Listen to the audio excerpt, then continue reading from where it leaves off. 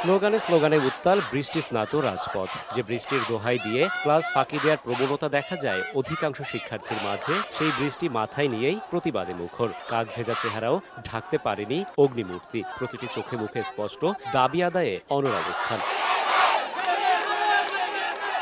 শুক্রবার ছুটির দিনে শুরুটা বৃষ্টিকে সঙ্গী করেই। সকাল থেকেই কখনো ঝুম, আবার কখনো গুড়ি গুড়ি বৃষ্টি। তবুও ঘরে বন্দী থাকেননি শিক্ষার্থীর দল। বৃষ্টি মাথায় নিয়েই বেরিয়ে পড়েন রাজপথে, অংশ নেন পূর্ব ঘোষিত কর্মসূচিতে। সকালে রাজুক উত্তরা মডেল কলেজের সামনে জড়ো হন প্রতিষ্ঠানটির শিক্ষার্থীরা। সঙ্গে নানা ধরনের প্লাকার্ড। স্লোগানে স্লোগানে তুলে ধরেন নিজেদের দাবি দাওয়া। জানান, বৈষম্য বিরোধী ছাত্র আন্দোলনের ডাকা গণমিছিল কর্মসূচির অংশ হিসেবে কলেজের সামনে তাদের এই অবস্থান। আজকে যদি ছাত্রের আইডেন্টিটি আমরা সবার সামনে তুলে ধরতে না পারি, আমরা কোন দেশে বাস করি? আমার ভাইকে রেখে আমি পরীক্ষাতে বসতে পারবো না, না, না। যদি আমাদের কারাগারে নেন তাহলে নেন, যদি আমাদের বাইরে না ছাড়া হয় তাহলে কারাগারের পরিধি বৃদ্ধি করতে হবে, কারণ সামনে আসছে ফাগুন।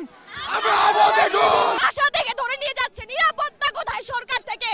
তারা বারবার বলছে সরকাররা যে আমাদের নিরাপত্তা দিচ্ছে, নিরাপত্তা আজকে কোথায়? বৃষ্টিতে শুধু শিক্ষার্থীরাই ভিজেছেন তা কিন্তু নয়। ভিজে ভিজে সন্তানদের দাবির সঙ্গে সংহতি প্রকাশ করেন শিক্ষক ও অভিভাবকরাও। আটক শিক্ষার্থীদের দ্রুত মুক্তি কামনা করেন তারা। আমাদের সন্তানকে রাত্রে ৩টার সময় কেন ধরে নেওয়া হয়, এর জবাব প্রশাসন দিতে হবে। বৃষ্টি উপেক্ষা করে হাজার হাজার শত শত ছাত্র ছাত্রী অভিভাবক আমরা একত্রিত হয়েছি তাদের এই দাবির প্রতি সমর্থন জানানোর জন্য।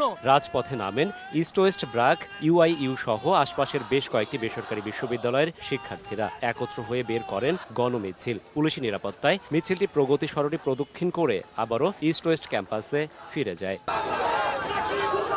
গত ১ জুলাই থেকে কোটা সংস্কারের দাবিতে আন্দোলন শুরু করেন শিক্ষার্থীরা। প্রায় ২ সপ্তাহ বিভিন্ন শিক্ষা প্রতিষ্ঠান থেকে শান্তিপূর্ণ আন্দোলন চললেও এক পর্যায়ে তা আর শান্তিপূর্ণ থাকেনি। দেশব্যাপী সংঘাত সংঘর্ষে হতাহত হন অনেকেই। রাশেদ বাপ্পি, সময় সংবাদ, ঢাকা।